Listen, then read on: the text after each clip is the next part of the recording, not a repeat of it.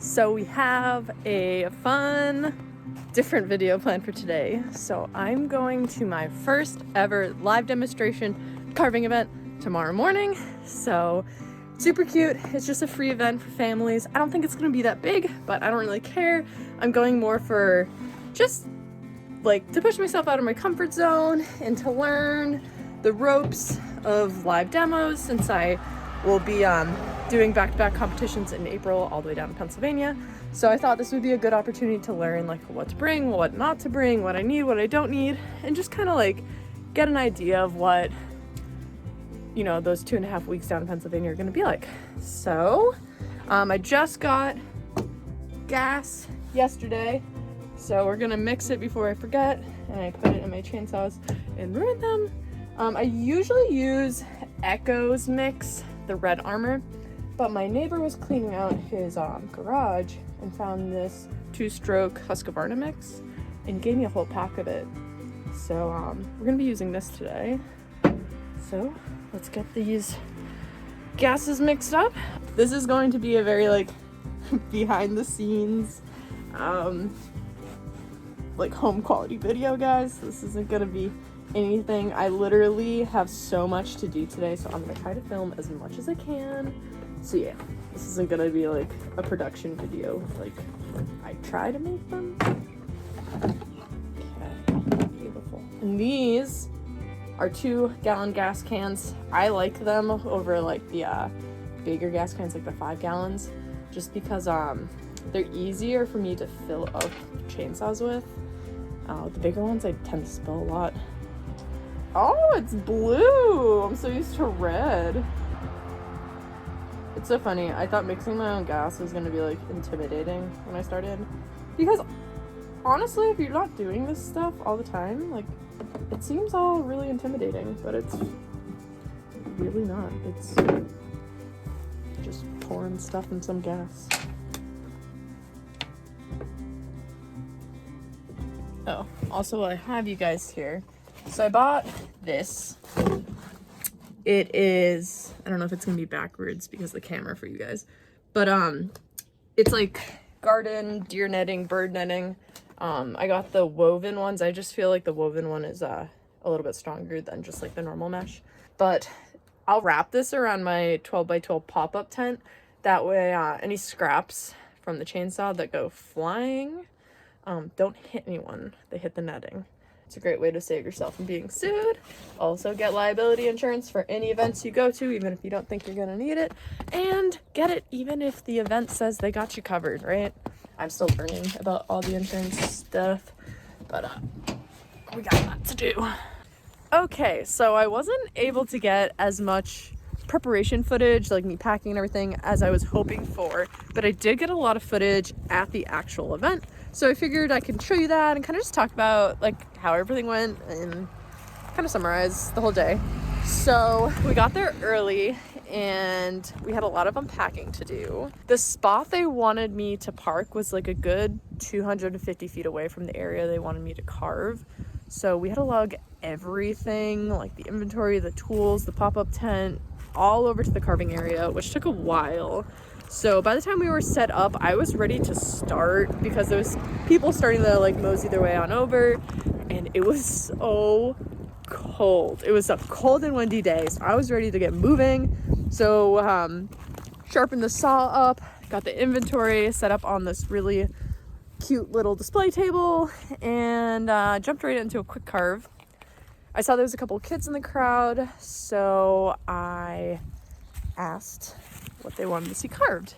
Gave a couple options. I said we could do, you know, a tree, we could do a cardinal, we could do an owl, we could do a bear, hoping no one would say bear, because even though bears are probably the most common carving, I still don't really have like a cut and dry fluid process to get my bears done. Every time I carve them like totally different. Like, it's just not fluid yet. That's actually one of the reasons I haven't done a bear tutorial yet, even though it's like one of my most requested videos. I just need to get a little bit more comfortable with them. But of course, everybody wanted to see a bear, so bear's what they got. And let me set the tone. So this is my first time, like my first time carving in front of anyone ever. Like, I filmed these videos for you guys, but like I've never ever physically carved in front of someone. That's one of the main reasons I wanted to go to this event. That way I could just kind of push myself out of my comfort zone, kind of just get an idea of what competitions in Pennsylvania are going to be like and carving in front of people and stuff.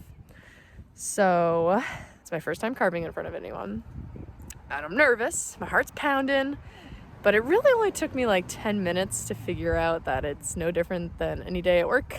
You know, it really wasn't. And I realized that to carve in front of people, you actually have to face away from them. That way they can see what you're working on. Because if you're facing them, they're not actually seeing the progress, they're just seeing the back of the bear's head, right? They're not actually seeing what you're doing. So once I kind of turned away from everyone, I really kind of just got in the zone and almost like forgot that there was people there until like I would see something move out of the corner of my eye and I'd turn around and there'd be like 3 faces 5 feet away from me and I'd be like, whoop. But seriously, after like 10 minutes, I was like totally fine. And I actually was enjoying myself. What, Puppins? Puppin Stuffins.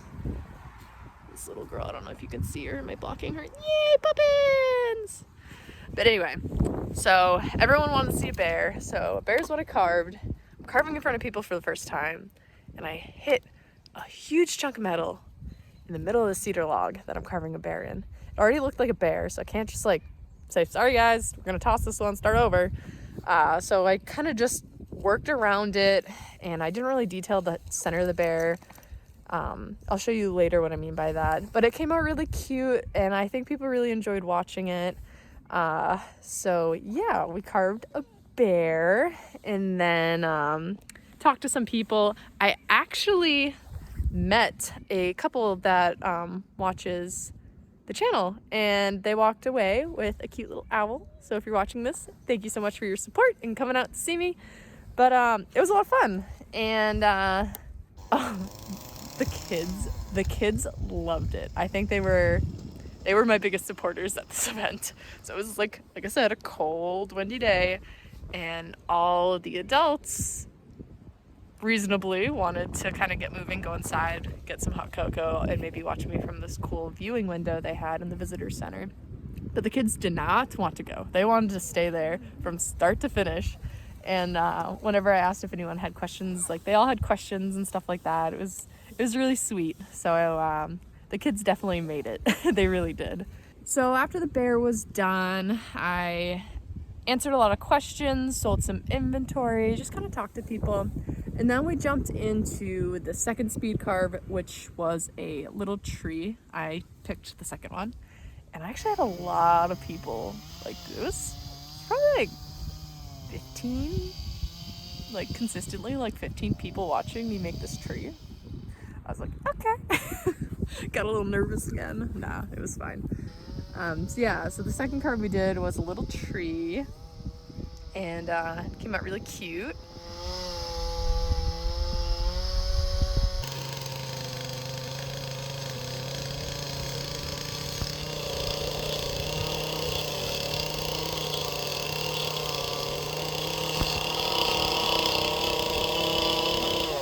And yeah, then we started pretty much wrapping up stuff. Wrapping up for today. My good friend Kristen drove, what, 2.5 hours to come visit? Yes. My first show. We have Marco, who was a great little helper today. But let me turn you around. I'll show you guys what I carved today. So we did a little speed carve of this cute little bear. As I was carving him, of course, in front of a bunch of people, there's a chunk of metal in there. So I kind of had to change plans, and I couldn't really detail this area very well, but it still turned out cute. Gave him a little bear butt as always. So I did bear, and then I just finished this tree. So I just did a little speed carve half tree. So cut the log in half, made some noodles, and carved this guy up. It's really pretty out here. So today was my first official time ever carving in front of anyone, like literally anyone. And I'm taking down the net now, but it took me a long time to set this thing up. I definitely have some better ideas in mind to be able to make it a little smoother next time. But as I was setting it up, people started kind of like piling up. And so I was like, oh goodness, I got to start. And then by the time I started, there was like people like lined up around me. So it was a little intimidating. My heart was like, woo. But after like a couple of minutes, I mean, with all the sound and you have all the equipment on, like you're kind of like get in the zone, forget everyone's there. And then I would see something move out of the corner of my eye and I'm like, oh my god, there's so many people watching. But I think it was successful. I had fun. A lot of kiddos asking questions and stuff, which always makes me happy. So yeah, I will say the amount of work that goes into preparing for one of these events, making inventory, packing everything up, making sure you have all the tools and everything, like I would say it was a bit much for like a 1 day, which wasn't even like a full day like event. I'm still really happy I went. I have no regrets. I thought it was a really great experience. I got to meet, you know, a lot of the community members and just get to know people and everything, and that was great. But it was a lot of work. Pennsylvania will be a little different because, you know, you're going to be down there for 4, 5, 6 day competitions, and it's a little bit different. You know, you're not like the amount of time I spent packing and unpacking, it like took 2 work days away. You know what I mean? But again, no regrets. Just like if you're thinking about doing like a live demo and it's only like a 1 day thing, just know that it's going to be a lot of work to get ready for it. And it's a lot of work just remembering, like you have to bring your files to sharpen your saws. You have to bring spare chains. What if one snaps? Like if I hit that piece of metal and my chain snapped and I didn't bring a spare chain, like now I'm stuck using a big saw to do detail work, right? So there's just a lot of thinking and planning that goes into these live carving events. It's not like you're working in your spot where like you know where everything is, everything's in its place, and stuff like that, right? So just a lot of planning. But this was a very valuable experience because I realized a lot of stuff that I need to bring to Pennsylvania that I just wasn't even on my mind. Like something simple like a cash box and change. Like if somebody wanted to pay cash or like they needed to break 100, like if I don't have change, like how are they gonna do that? And like if someone pays cash, where am I putting that cash? Am I gonna shove it in my pocket and keep it in my pocket all day? Like, so like bringing change in a cash box, like was not even thinking about that. So just noticed a lot of silly things that I need to bring. Weights for the tent. That one I knew, I just didn't have time to bring it, and we got really lucky that the tent didn't blow away because it was windy. What are you crying about? What are you crying about over there? So yeah, that's pretty much how the first event went. I'm even more excited for the competitions in April now.